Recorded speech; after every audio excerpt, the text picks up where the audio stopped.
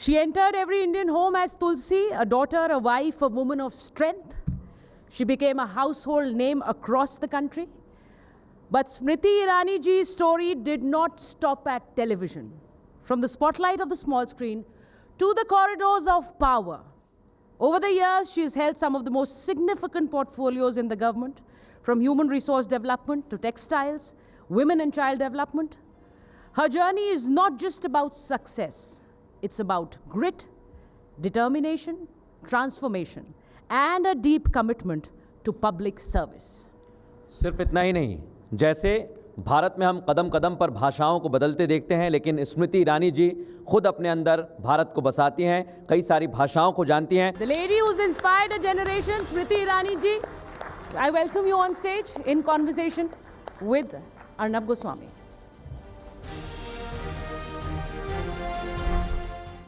स्मृति ईरानी जी नमस्कार, और हमारे इस राष्ट्रवादी समूह में आपका बहुत बहुत धन्यवाद आ जाने के लिए. धन्यवाद. और पिछली बार भी आप हमारे कैंपस में आई थी, बहुत जल्दी आपको जाना पड़ा था.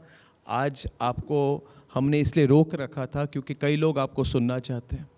हम चाहते थे कि आप स्पीच दें, मगर आपको लगता है कि संवाद बेटर होगा, तो I will try my best. और हमारे जितने लोग हैं स्ट्रीमिंग में देख रहे हैं, टेलीविज़न पर देख रहे हैं, और आपको नए अवतार में भी आजकल टेलीविज़न पर देख रहे हैं, कई लोग looking forward to her return, और actually it's happened as the original and only Tulsi. So big round of applause to you for that. Thank you. Because बहुत कम लोग हैं जो who manage their professional life in politics and outside as well. I think that's great. Smriti ji, आज इस मुद्दे पे रहते हैं राष्ट्रवाद, और हमने in the start. I'm wondering, Arnab, why you wearing that badge? I'm a nationalist. ये मुझे दीपक You बोला are जी a ने लगाया. walking, talking badge yourself. You don't need a different identifier to tell the country and the world that you're a nationalist. I know, but you know, I was talking आज earlier today कि nationalism को इतना बुरा word बनाया गया था. It was made into a bad word. तो we should wear nationalism on our sleeve. We should tell people we are nationalist. यानी कि हमको डिफेंसिव नहीं होना चाहिए इस पर. I think it's become a political slur because of certain attacks that have been mounted. And people need to recognize that this is not a war cry. It is a wake-up call for every Indian. आज के भारत में और 10-15 साल पहले के भारत में एक फ़र्क है. आज का भारत वो है जो हर शख्स जो बोल नहीं पाता उसकी आवाज़ बनना चाहता है, उसकी आवाज़ उठाना चाहता है. जी. आज का भारत है कि जो दिखाई नहीं देता था उसको एक प्लेटफॉर्म दिलवाना चाहता है. आज का भारत वो है कि जिसके थाल में रोटी का टुकड़ा नहीं, वो भरपेट खाकर सो ले, इस मानसिकता वाला भारत है. पहला एक भारत हमने वो भी देखा कि नेता ने कुछ कहा तो वही परम सत्य हो गया. आज का भारत वो है जो हर दिन अपने लोकतंत्र को टेस्ट करता है कि क्या वो साधारण नागरिक जो भारत और भारत के प्रति भूमिका को या भारत के प्रति आस्था को व्यक्त करता है, वो क्या लोकतांत्रिक संवैधानिक पदों पर बैठे कुछ चुनिंदा लोगों से या सबसे सवाल कर सकता है, और क्या उस सवाल का जवाब मिलता है. So democracy is tested in today's Bharat, and I'm very proud that I have seen democracy deliver also in today's Bharat. And you have been in politics for a long time now. 2.5 decades now. 2.5 decades. Your first parliamentary election in 2003. 2004. 2004, yes. So, Smriti ji, is the change only in politics or in society? I think the change is dual. How much of it is because of the Modi government coming in? Politicians are being held more and more accountable with the advent of technology. I think technology has democratized how democracy is viewed, how democracy creates new perspectives, and how democracy is held responsible. No, I meant that how much of the change we see in society, of which nationalist collective is a reflection, how much of it is because of the political change of the BJP or the Narendra Modi government in particular coming to power in 2014, and how much of it is social? Given my 2.5 decades in politics, I have seen Atal Bihari Vajpayee as Prime Minister of our country. And for the first time, Atal Bihari Vajpayee made Bijli Sadak Pani the conditions on which people of this country should judge the politician that they vote for. Before that, most of the issues were mostly emotional. Narendra Modi made performance politics the very foundation and basis of how the citizen can hold their government or leadership accountable. And if you remember in 2014, for the first time, Digital India came to the surface and Narendra Modi made digital governance a political reality. Before that, most of our laws, most of our policies, in fact, all of it, and most of our political discourse was being held by the elite few in the power corridors of Delhi. Narendra Modi democratized it by even proffering a platform like MyGov, by becoming the first Prime Minister digitally available to his citizens to say, you have an opinion, let's make your opinion count. So I'll tell you what happened is in 2015, 2016, I don't remember, एक video आई हमारे पास और उस video में JNU में students कह रहे थे भारत तेरे टुकड़े होंगे इंशाअल्लाह इंशाअल्लाह, और फिर कुछ और दो, एक बार और मार दो, and all kinds of slogans were going on. हमने वीडियो देखी और हमने जब इसको दिखाया पत्रकारों में, in our journalist community, they said oh this is normal, this happens every day, there is no problem. So I remember I called the same people, Vimal ji, वो जो अभी जिनके खिलाफ केस चल रहा है, क्या नाम है उनका, वो कई सारे केसेस चल रहे हैं अभी, सेडिशन के केसेस चल रहे हैं. दे केम टू, हाँ, उमर खालिद, हाँ उमर खालिद, और वो मेरे प्रोग्राम में आए, टाइम्स नाउ में था, और उन्होंने दे जस्टिफाइड इट. उन्होंने कहा this is freedom of expression and it is normal, और नॉर्मलाइज हो चुकी थी. जो आपने जो याद नहीं होगा अर्नब जी, आप एडिटर थे, मैं आपके कार्यक्रम में एक शाम आप आई थी जब CRPF के 70 से ज़्यादा जवानों को मौत के घाट उतारा गया था नक्सलियों द्वारा, और तब भी UPA के कार्यकाल में इस बात को रैशनलाइज किया गया था कि वर्दी पहनते हैं तो इनको स्वीकार्य है कि ये मरेंगे, शहादत देंगे, और वो नॉर्मलाइज हो गई थी. और अरुंधति रॉय कहती थी कि जो माओवादी हैं ये गांधीयंस विद गन्स हैं. इनकी पूरी एक इंटेलेक्चुअल जस्टिफिकेशन हो गई थी. और बाकी लोग, जितने लोग हैं इस ऑडियंस में, जितने लोग राष्ट्रवादी है, जिन्होंने आज नेशनलिस्ट कलेक्टिव का बैज पहना है, बहुत लोग उस समय चुप रहा करते थे, बिकॉज माना जाता था कि इन इंटेलेक्चुअल, कोट अनकोट इंटेलेक्चुअल था नहीं, इन इंटेलेक्चुअल उलझनों में मत पड़ो, नौकरी करो, सीधी सादी जिंदगी निभाओ, पॉलिटिक्स में मत घुसो, सामाजिक इश्यूज पर ज़्यादा मत बोलो, जब तक. और फिर चेंज आ गई, क्योंकि हैशटैग का ज़माना आ गया था. उस समय हमने एक हैशटैग मैंने बनाई जो आजकल काफ़ी पॉपुलराइज हो गए, प्रधानमंत्री जी भी उसका यूज़ करते हैं, टुकड़े टुकड़े गैंग. तो मैंने इनको देखा और कहा कि टुकड़े टुकड़े, भारत तेरे टुकड़े. तो मैंने बोला टुकड़े टुकड़े, और मैंने गैंग कहा क्योंकि इनको तो सोसाइटी या ग्रुप या कलेक्टिव नहीं कहा जाता, ये एक माफिया की तरह ऑपरेट करते हैं, ये टुकड़े टुकड़े गैंग है. मैं अमेज्ड हूँ स्मृति जी, वो हैशटैग कैसे आज तक कॉमन पार्लेंस में आ गई है. सवाल है, आपको क्यों लगता है कि ये चेंज क्यों आई? क्या ये पॉलिटिकल चेंज थी, क्या दबी हुई आवाज़ थी लोगों की? नहीं, क्योंकि जो आप टेक ऑफ पॉइंट पे आ गए, आप एक प्रतिबिंब बन गए. नेशनलिस्ट हर कोने से, हर प्लेटफॉर्म से फिर अनअपोलोजेटिकली बोलने लगे. आप जब कहते हैं टुकड़े टुकड़े गैंग, तो कई लोगों को लगता है कि हैशटैग है. अब मैं देश की शिक्षा मंत्री रह चुकी हूँ, तो कुछ रियलिटी से आपको मुखातिब कराना चाहती हूँ. आपने कहा क्यों दबे रहते थे लोग, क्यों अपनी आवाज़ नहीं उठाते थे.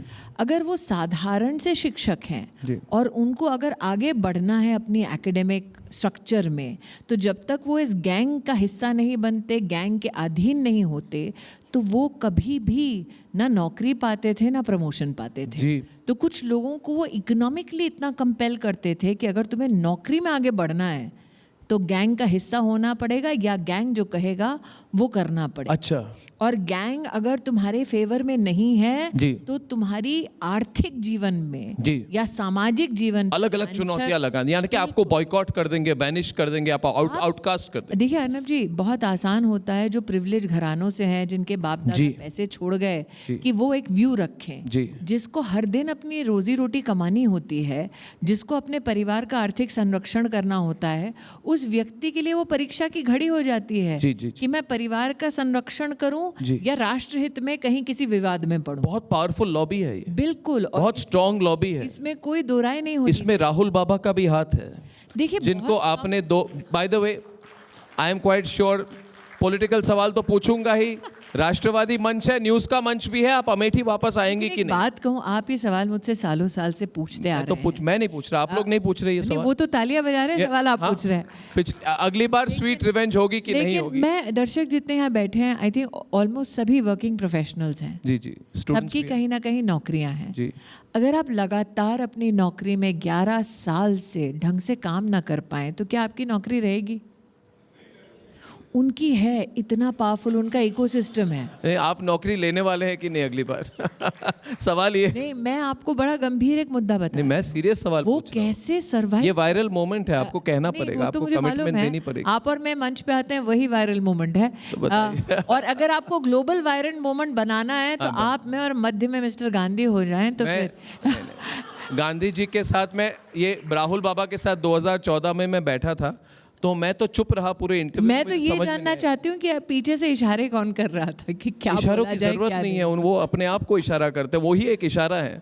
वो तो कहते हैं मैं जिस दिन मैं जन्म, जो व्यक्ति ऐसे में मुद्दे से अलग जा रहा हूं, आप मुद्दे से भटक गए। जो व्यक्ति कहता लेकिन है मैं भारत, नहीं इस मुद्दे पर मैं उसी मुद्दे पे नहीं, उन्होंने दो बातें कही है। उन्होंने वही है, आप इतना भावुक है राहुल जी के बारे में, मुझे बोलने नहीं दे। मैंने भावुक नहीं हूँ, मैं कह रहा हूँ कि उन्होंने कहा जिस दिन मेरा जन्म हुआ, हमारा जन्म किसी घर में होता है, किसी, है ना, किसी कम्युनिटी समाज में होती है। वो कहते हैं जिस दिन मेरा जन्म हुआ, मैं सिस्टम में जन्म हुई है मेरी, मैं समझ नहीं पाया। वो कहते जिस दिन मैं जन्म हुई है, मैं तब से सिस्टम में हूँ। ये कौन सी विचित्र सिस्टम है? नहीं, लेकिन अर्नब जी, इसको हल्के में नहीं लेना चाहिए। मैं नहीं लेता। मैं इसलिए कह रही हूँ, हम सब यहाँ मजाक में हंस रहे हैं। आप सोचिए एक व्यक्ति का विश्वास कितना अडिग होगा कि उसको पता है कि वही सिस्टम है। ये कोई हल्की बात नहीं है। और उस व्यक्ति को ये पता इसलिए है क्योंकि बार बार सिस्टम ने उसे प्रमाण दिया कि हाँ तुम ही हो। जी। उस व्यक्ति को एक दिन भी संघर्ष नहीं करना पड़ा। वो व्यक्ति आज भी अडिग है। आप भले ही कहें कि 16 में बोला भारत तेरे टुकड़े होंगे, कोई भी राजनेता क्या किसी यूनिवर्सिटी में जाकर ये बोलकर राजनीति फिर किसी देश में कर सकता है?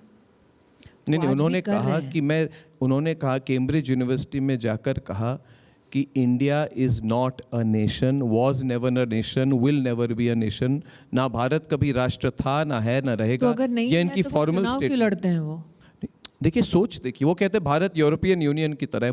मुझे ये जो मोहब्बत की दुकान की डेंजरस थिंकिंग है, I really find it very मैं आपको एक डेंजरस। और उसका भाग पूछती हूँ, वो लोग कौन है कि ये सब जानते हुए भी फिर भी उनको वोट दे रहे हैं?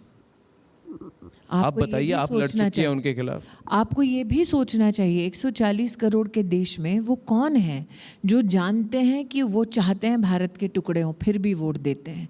वो कौन है जो जानते हैं कि ये कहते हैं विदेश में जाकर कि भारत एक राष्ट्र नहीं है फिर भी उनको वोट देते हैं? वो कौन है जो जानते हैं कि ये व्यक्ति कहता है ये लोकतंत्र नहीं है, सिस्टम है और मैं सिस्टम हूँ, फिर भी उनको वोट देते हैं? चिंता का विषय मात्र ये व्यक्ति, उनका परिवार, उनकी राजनीतिक पार्टी नहीं, वो लोग भी हैं जो इनकी कहीं ना कहीं काबिलियत पर विश्वास करते हैं। क्योंकि अगर काबिलियत का कहीं उदाहरण देना है तो उन्होंने उदाहरण क्या दिया है कि यूनिवर्सिटी में जाकर बोलना टुकड़े होंगे? देखिए, जोड़ तोड़ की राजनीति तो पॉलिटिशियंस करते हैं। मुझे लगता है सबसे बड़ी चैलेंज देश में है जातिवाद, और दूसरी बड़ी चैलेंज है रिलीजियस और एनी कम्युनिटी अपीसमेंट, तुष्टिकरण की राजनीति। ये दो सबसे डेंजरस ट्रेंड्स हैं। क्या आपको लगता है स्मृति जी, कभी कभी हम बैठकर भारत की उन्नति देखकर, जीडीपी ग्रोथ, पर कैपिटा, विकसित भारत की बात करते हैं, मगर जो फ्यूचर जनरेशन्स के लिए भारत कैसा रहेगा? Will we remain united? What keeps us united? हमको मतलब एकजुट रहने की एक डेली प्रयास करनी होगी। क्योंकि मैं आपको फ्रैंक बात कह रहा हूँ, मैं आसाम से हूँ। आसाम की डेमोग्राफी बर्बाद हो चुकी है, आपको पता ही है। आसाम में बांग्लादेश सराउंडिंग सारे एरियाज़, आजकल वहाँ पे डेमोग्राफिक शिफ्ट इतनी हो गई है कि जो लोकल एसएमईज़ है वो रह नहीं पा रहे हैं। जो डिस्ट्रिक्ट से मैं आता हूँ वो अभी 75% मुस्लिम पॉपुलेशन वाली डिस्ट्रिक्ट बन चुकी है। ये मुस्लिम पॉपुलेशन ऑर्गेनिक ग्रोथ नहीं है, बांग्लादेशियों की ग्रोथ है, और टेक ओवर हो चुके हैं वहाँ पे। आज आप आसामी बोलेंगे तो आपको टारगेट किया जाएगा, और अगर आप वहाँ पे तिरंगा लहराने की कोशिश करेंगे, कई जगह है जहाँ पे वो अलाउड नहीं है, कई जगह है जहाँ पे कहा जाता है कि शुक्रवार को छुट्टी होनी चाहिए। देखिए, The fact of the matter is this, that our unity is always under threat. क्या हम अपनी यूनिटी को टेकन फॉर ग्रांटेड रखते think हैं? one has एनसीआर to- में बैठ के, मुंबई में बैठ One के has हमें to be लगता है very cognizant of 2-3 facts. Tell Arnab. And here I'll give a disclaimer. My own nani is from Dhubri, and Kokrajhar and Dhubri, have been under Absolutely. such severe distress even during Western partition Assam, yes. and post-partition also for many years. Ji. Was subjected to many violent riots. Right. And then also on the basis of religion, many Hindu families had to go through many challenges, and families who are worried about the physical safety of the women and children in their families. मैं एक I have interrupt that- कर रहा हूँ. जिस जगह की बात हम अभी कर रहे हैं वो बहुत दूर नहीं है उस एरिया से जिसके बारे में सरजील इमाम ने चिकन स्नैक की बात कही थी, धुबरी और कोकराझार. के आसपास, उससे थोड़ी 100-200 किलोमीटर दूर. दैट एरिया इज तो मेरा परिवार, मेरी नानी का परिवार आज भी वहाँ पर है. मुझे लगता है कि आपको समझना होगा, आज से 11 साल पहले जब हम फ्रेजाइल 5 का हिस्सा थे, तब कोई भी आकर थपथपाकर पीठ या सर के ऊपर थपथपाकर कहता था नाइस पीपल इंडिया. सडनली आप चौथी सबसे बड़ी अर्थव्यवस्था हो गए हैं, तो जो हीन भावना से ग्रस्त होता था आज वो सर ऊंचा उठा के चल रहा है. और वो जो चौथी पायदान पर है वो अभी संतोष नहीं कर रहा, वो भारतीय कह रहा है ऊपर 3 की पायदानों पर भी मुझे अपने देश को ले जाना है. Do you think the top 3 will be suddenly agreeable and friendly? आप ग्लोबली जाते हैं, आपको They क्या will लगता है कि not. अभी कंपटीशन ग्लोबली ज्यादा होने वाला है? Would I we have believe- become a threat I to think many that countries? You had officers here who have served with distinction across not only services but also defense establishment with regards to weaponry and the whole digital army background, and those conversations have already happened on your platform. My issue is this. Do you think we'll have more friends as we push our way forward No, I to the don't think so topmost at all. economy of the I world? don't think so at all. I think we'll have a lot of challenges. They I will think not want I think us as equals on their tables. no, they will push They us will back. want us to be subjugated. Yeah. And they cannot withstand that Indian who will look them in the eye and say, I will do what is best for India.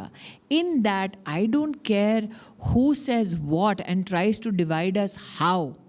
What is hurtful is that while a majority of our citizenry is trying to climb that ladder to international success, there are those elements who want to push us down and say, अरे झगड़ो, भाषा पे झगड़ो, जाति के आधार पे झगड़ो, Correct. प्रदेश के आधार पर झगड़ो. सोचिए, जब दुश्मन सरहद पर है तब कौन पूछता है सिपाही से तुम कौन सी भाषा बोलते हो, कौन सी जाति है तुम्हारी, कौन से प्रदेश से हो? उसने भारतीय सेना की यूनिफॉर्म पहनी है, वो जानता है उसे ना सत्ता मिलेगी ना किसी की सेवा मिलेगी, मर गया तो तिरंगे में लिपट कर घर लौटेंगे और फिर मेडल मिलने के बाद सब भूल जाएंगे. फिर भी वो खड़ा है आज. तो और कुछ नहीं, कम से कम इतनी लज्जा हो, इतनी शर्म हो हम में कि उसके लिए हम संगठित रहें. आप जब 2003 से अब तक देखते हैं, 22 सालों में नेशनलिज्म शब्द की एक्सेप्टेंस, इसकी यूज या इसकी तरफ चेंज या झुकाव कुछ आपने उसमें देखा है? बहुत बड़ा योगदान आपका है. आप इसको स्वीकार नहीं करेंगे, थैंक यू. लेकिन अनअबैशेडली आप उसके लिए खुद बहुत भुगत चुके हैं. आपका योगदान उसमें है. आपने पूछा प्रधानमंत्री मोदी के नेतृत्व में अनअबैशेडली उन्होंने तब भी भारत को डिफेंड किया जब मनमोहन सिंह जी की सरकार थी. मनमोहन सिंह जी पर तोहमत लगाते थे, ताना कसते थे दुश्मन देश भी और सो कॉल्ड फ्रेंडली कंट्रीज भी. और नरेंद्र मोदी तब भी भले ही भाजपा में थे, गुजरात के मुख्यमंत्री थे, लेकिन राष्ट्र के प्रधानमंत्री की तौहीन नहीं होनी चाहिए, ये उन्होंने मुखरता से हर मंच से कहा था. तो मुझे लगता है नरेंद्र मोदी का नेतृत्व, जिस प्रकार से धड़ल्ले से अमित शाह ने धारा 370 जब हटा रहे थे संसद में बात की, वो देश ने देखा. हमारे इतिहास में कितनी बार साधारण नागरिक ने संसद की कार्रवाई को बैठकर देखा होगा. देखा. आपने एक मेरी क्लिप चलाई, एक मेरी स्पीच का यहाँ पर अंश दिखाया. वो बहुत सारे बच्चे आके मुझे बताते हैं, last when was such speeches watched? People are watching because they know this is an expression of their own feeling towards their country. So I think that you as somebody from media, people in politics who stood up and spoke for India, people overseas who speak in support of India, they know we are not a civilization that tries to edge anybody out of a conversation. We know how to grow together. We know how No, to but walk there is together. ultra regionalism but हो रही है अभी. आग दिखाओगे तो जवाब देने का एक तरफ साहस भी ऑपरेशन इंसान में सिंदूर है। और जी। उस समय की जो फीलिंग, और एक तरफ राज ठाकरे पकड़ पकड़ के जो हिंदी बोलते हैं, हिंदी भाषी लोग हैं, उनको मारते हैं, उनको वीडियो बनाते हैं और कहते हैं दिखाओ, तुम्हें तुम्हारी जगह दिखा दी, तुम्हें तुम्हारा हमने अपनी पोजीशन दिखा दी। इधर कमल हसन और स्टालिन और बाकी लीडर्स कहते हैं south India versus north India. ये छोटी बातें नहीं है। लिंग्विस्टिक डिवाइड, अल्ट्रा रीजनलिज्म, ये these are threats we have to fight. We have to first accept कि ये हो रहा है हमारे देश में, और इसके साथ कोई कॉम्प्रोमाइज There नहीं is हो। nobody who does not accept it. There is a recognition that there is a deliberate attempt to divide, to create fissures. So I think that you have to give credit to people who are watching you today, who are here in this room. These people who are sitting in this room, they recognize the threat and they are here. They are a part of this collective. And there are many who are watching you. The fact that your number grows, Arnab, in itself is an indication. People know of the threat that you're trying to flag. And by watching you, by coming to these conversations, they are saying, we as citizens stand by people like you. Speak. Be unafraid for those who are unheard, who can't speak, who are unseen. The biggest threat I feel is to be quiet. The biggest threat in our country is to be quiet, to play safe. और कोई court कचहरी के चक्कर में नहीं जाता है। स्मृति जी, हमारी लेकिन nobody wants to pick up a fight. देखिए, you cannot hold a grudge against that ordinary citizen जो genuinely कोर्ट कचहरी के चक्कर नहीं काटना चाहता, So what जो can somebody genuinely do? झगड़े में नहीं पड़ना चाहता। कोई कौन, क्या नेशनलिस्ट जो है ऑप्शन ना, क्या है बताइए। जो नेशनलिस्ट है वो हर दिन तलवार की धार पे चलता है, क्योंकि उसको काम पर जाकर भी ताना सुनना पड़ता है, घर में भी सुनना पड़ता है, और भगवान ना करे अगर वो विपक्षीय किसी राज्य में है तो कहीं ना कहीं उसके खिलाफ भी एफआईआर होती है, कोई आकर उसके खिलाफ कोई ना कोई कार्रवाई करने का गलत प्रयास बात है करना ना। डिफेंसिव में तो एंटी नेशनल्स को होना चाहिए, नेशनलिस्ट को डिफेंसिव में क्यों होना चाहिए? हम नेशनलिस्ट हैं और डिफेंस है या ऑफेंस है, हमें उस बात से कोई सरोकार नहीं। जब तक हम जैसे लोग हैं तब तक ना सिर्फ ऐसे कलेक्टिव बनते रहेंगे बल्कि प्रखरता से आवाज़ उठती रहेगी। हमें ये नहीं पूछना वाई मी, हमें ये कहना है वाई नॉट मी, ताकि हम जैसे 10 और खड़े हो जाएं, ताकि अगर हमारी आवाज़ दबा दी जाए तो 10 और हों जो डंके की चोट पर शिखर पर जाकर ज़ोर ज़ोर से बोले कि भारत के टुकड़े नहीं होंगे। और अगर भारत पर किसी ने आंख दिखाई, आपको उसका बहुत एक उत्तम उदाहरण बताती हूँ। आपने ऑपरेशन सिंदूर की बात की। चंडीगढ़ में एक कलेक्टर ने एक निवेदन किया सार्वजनिक कि हिंदुस्तानी सामान्य आकर क्या थोड़ी मदद कर सकता है। स्टेडियम से 10,000 लोग भर गए जो एक दूसरे को जानते भी नहीं थे, लेकिन खड़े थे वहाँ। क्यों? क्योंकि हिंदुस्तान ने हिंदुस्तानियों को बुलाया कि आओ थोड़ी मदद कर दो, ऑपरेशन चल रहा है सरहद पर। That is India. They do not participate in a 9 o'clock debate. They do not talk about oxymorons like Gandhians with gun. Gandhian with gun.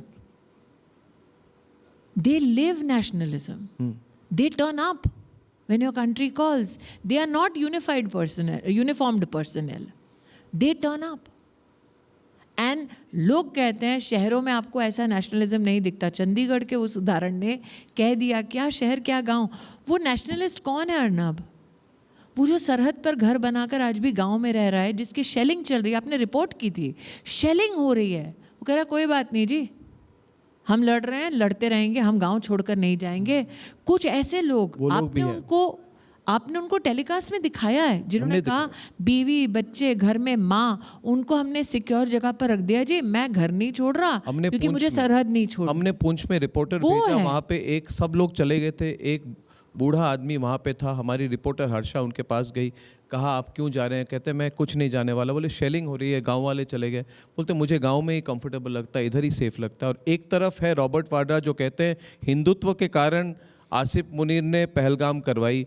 तो मैं उन विभीषणों के बारे में सवाल पूछ रहा हूँ, मैं उन मीर जाफरों के बारे में सवाल पूछ रहा हूँ जिनको लग रहा है आपने रॉबर्ट वाड्रा के कंपैरिजन विभीषण से करके तौहीन कर दी। मैं ये कह रहा हूँ कि जो लोग हैं जिनको लगता है कि राष्ट्रवाद की बात और प्रेजेंट टाइम ये एक बुरा सपना है और ये बुरा सपना ख़त्म होने वाला है, उनको आप क्या कहना चाहें? उनको ये कहना चाहूँगी कि सपना ख़त्म हो, सपना नया देखें, सपना टूटे या नया सपना बने, एक बात की गारंटी है, जी राष्ट्रवादी हर मोड़ से जी हर समय प्रखरता से बोलेंगे।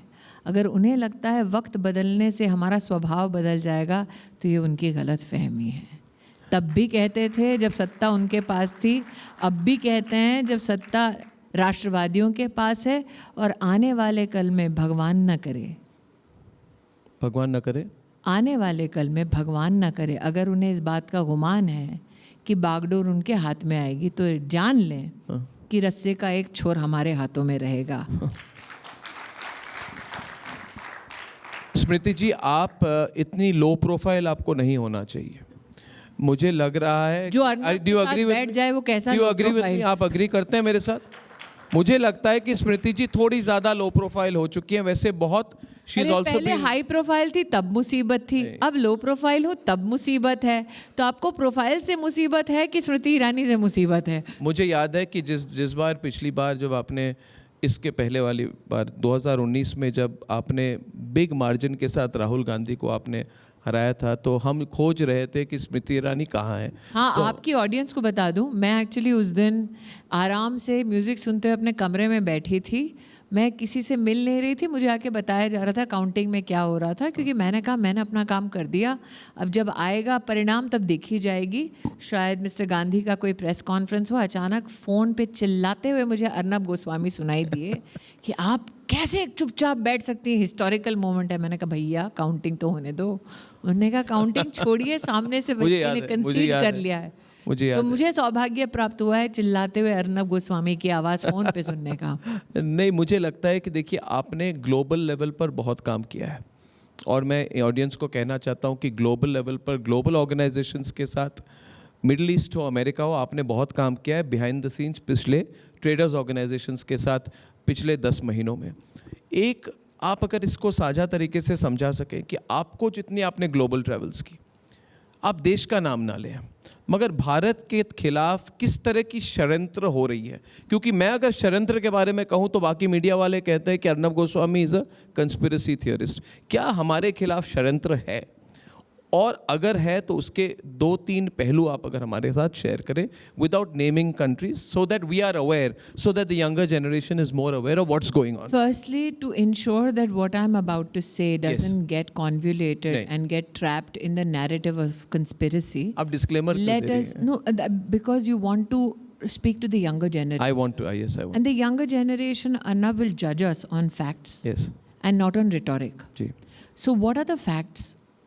That India is the largest consumption economy in the world. That's true, That India's demography is dominated by youthful energy. Yes. That India is one of those very rare countries, in fact, the only one, which is a bridge between the global north and the global south. Yes, yes. We understand the institutions of the global north, That's true. we understand the challenges of the global south, and now India presents itself as the bridge between two geographies. आप हिमाकत देखिए जब मैं ये बोलती हूँ। मेरा, आप राष्ट्र का नाम नहीं लेना चाहते वो उचित है, क्योंकि कई राष्ट्रों के साथ वर्तमान नहीं, आप में ले सकती सरकार हैं, की मैंने बस- नहीं, मैं एक बहुत ही अनुभवी पॉलिटिशियन हूँ। मैं जानती हूँ मेरी सरकार आज कई राष्ट्रों के साथ कई मुद्दों पर वार्ता कर रही है, लेकिन मैंने ये भी देखा कि एक लोगों को गलत फहमी है कि दुनिया की सबसे ज़्यादा चुनौतियाँ महिलाओं की वो भारत में हैं। दूसरा, उनको ये गलत फहमी है कि दुनिया की सबसे ज़्यादा गरीबी भारत में है। तीसरा, उनको ये गलत फहमी है कि दुनिया में सबसे ज़्यादा जो अधीन हैं वो भारत में है। उन्हें इस बात को सुनकर मेरी बात कर्कश लगती है कानों में, जब मैं कहती हूँ कि हिंदुस्तानी औरत ना मजबूर है, ना किसी पर इतनी असहाय रूप से डिपेंडेंट है कि वो कामकाजी औरत है। सुन के कई बार लोग, the share number of people in our country, स्तब्ध रह जाते हैं। प्रधानमंत्री मोदी ने 25 करोड़ लोगों को गरीबी से उभारा। अंग्रेज़ कहते हैं 250 मिलियन। किसी और देश में अगर 250 मिलियन लोगों को गरीबी से उभारा जाता तो वो देश डंके की चोट पे उसी में अपने लिए नोबेल पुरस्कार मांग लेता। भारत को ये तवज्जो नहीं दी जाती। किसी देश ने अगर, और ये आप खुद इसका सर्टिफिकेशन कर सकते हैं, अपने मुल्क में 80 करोड़ नागरिकों को सतत 3-4 साल मुफ्त का राशन दिया होता तो उस देश के डंके हर कोने में बजते। भारत का नहीं बजने देते क्योंकि उनको ये पचती नहीं है बात। आज हमारी महिला, आप देखते हैं, मुख्यमंत्री हैं, कैबिनेट में हैं, हमारी संसद में है, लेकिन अर्नब जी हमारे देश में 14 लाख महिलाएं पंचायत में चुन कर आती हैं और किसी देश में यह व्यवस्था नहीं है, इसलिए इसकी बात कहीं नहीं करते। कहीं इस बात की चर्चा नहीं होती कि इस देश ने वो मुकाम देखा जब कोविड में किसी देश में टॉयलेट पेपर ख़त्म हो रहा था और चिट पे बैठ बैठ के वो बता रहे थे कि इसको कहाँ क्या दवाई लेनी है। हिंदुस्तान ने अपना वैक्सीन भी बनाया, कोविन का ऐप भी बनाया, अपने सारे देशवासियों को भी दिया, 160 देशों को भी दिया। अगर इतनी उदारता कोई और देश करता, पश्चिमी देश करता जी, हाँ, तो उसका डंका 50 साल तक बचता। आपको याद होगा, आप रिपोर्ट कर रहे थे जब कोविड आया तब पश्चिमी देशों ने कहा अरे इनके 6 लाख गांव हैं, गांव में हिंदुस्तानी को क्या समझ आता होगा। वो स्तब्ध रह गए जब हमारे गांव का साधारण हिंदुस्तानी उनसे ज़्यादा डिसिप्लिन दिखाने लगा। तो मेरा ये मानना है हमारी कई उपलब्धियां हैं। Dark side of the moon पे जाना, correct. Today we are the largest digital financial transactional platforms and ecosystems in the world. That's true. हम उसकी बात ही नहीं करते क्योंकि हम ज़िंदगी जीने में इतने मसरूफ़ हैं कि लोगों को कहते नहीं कि देखो किस अंदाज में जी रहे हैं। कि हमारे यहाँ एक टाटा बिरला हो या एक साधारण मजदूर, दोनों UPI का इस्तेमाल करते हैं। तो हमने ये कभी बोला नहीं कि हमने 10 साल में 50 करोड़ लोगों का बैंक का खाता पहली बार खुलते देखा है। क्योंकि प्रश्न आएगा कि भाई 70 साल फिर उनका क्यों नहीं खाता खुला।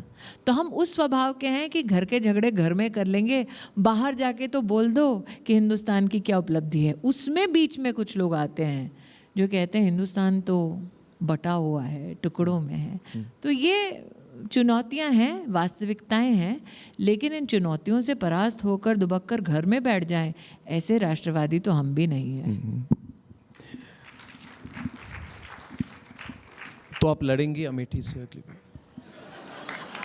नहीं, मैं ये सवाल पूछ रहा हूँ क्योंकि एक मिनट सवाल मुझे 19 में भी किया था, 24 में भी किया था। जैसे आपने षड्यंत्र वाले सवाल पर बहुत लंबा चौड़ा रिप्लाई दिया, मगर आप उल्टी तरफ आ गई। मैं तो सीधे उसी पे आ रहा हूँ क्योंकि आपने मुझे 19 में पूछा, आपने मुझे 24 में पूछा, दोनों वक्त मेरा जवाब था कि मैं कहाँ से क्या करूंगी वो पार्टी निर्धारित करती है। नहीं, वो सब तो औपचारिक बात है। नहीं, औपचारिक नहीं, हकीकत है भाई। मन क्या कहता है? उन एक्टर्स में से नहीं हूँ जिसने सत्ता की गली में पैर रखा था। मैं मुख्यतः तब भाजपा से जुड़ी जब भाजपा ने सत्ता खोई थी। स्मृति जी, आप ये भूल गई हैं कि आप मेरे साथ बैठी हुई हैं। हाँ, और मैं कोई दूसरा साधारण एंकर भी नहीं हूँ। और आप भूल गए कि आप मेरे साथ बैठे हैं। नहीं, देखिए आज बहुत आसान है, प्लेटफॉर्म मिले, अर्नब गोस्वामी जैसा एडिटर मिले तो कोई भी ठहाके मार के कह देता है मुझे ये चाहिए।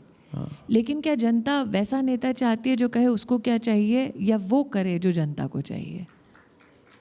तो मेरी पार्टी मुझे कहाँ से क्या किस रूप में प्रस्तुत करेगी ये मैं नहीं जानती। दूसरी तरीके से सवाल को हाँ, किसी भी तरीके से कीजिए। नहीं, जितना मीडिया का आपका अनुभव है उतना मेरा भी है। देखिए जब ये न्यूज़, ब्रेकिंग न्यूज़ आई 1 हफ्ते पहले कि स्मृति जी तुलसी के रूप में वापस आएंगी टेलीविज़न पर, देखिए स्मृति जी, कांग्रेस खुश हो गई। राहत की सांस उनकी थी, उनको लगा बच गए। अगली बार देखिए अर्नब जी, मैदान जंग में सुन लीजिए, मैदान जंग में कई सिपह सालार शहीद होते हैं, नहीं उनको लगा, कई हारते हैं, लेकिन अपना ओहदा ऐसा बनाओ युद्ध भूमि पर कि थोड़ा अगर धक्का भी लगे तो घमंड दुश्मन को आए कि देखो उसको धक्का मारा था। अच्छा, नहीं तो जो खुश हैं, अब घर की बहू के नाते जवाब दे दूं, तो घर में तो हर प्रकार के प्राणी होते हैं।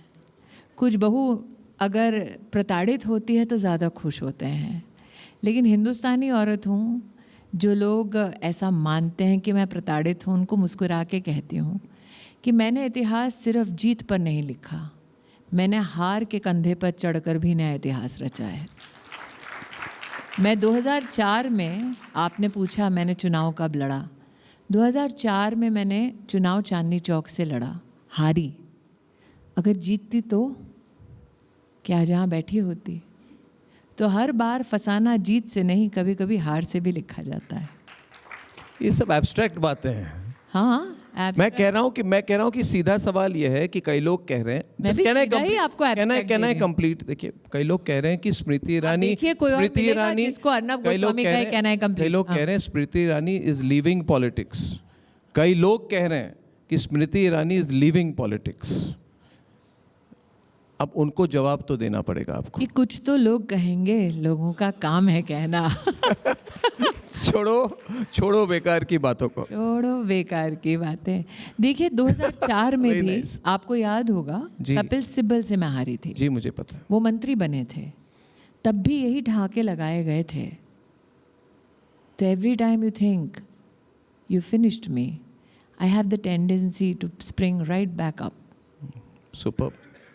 तो इतना ही उन लोगों को हिदायत देना चाहती हूँ कि सोए हुए शेर की पूंछ पर कभी पैर नहीं रखा जाता। बहुत बढ़िया।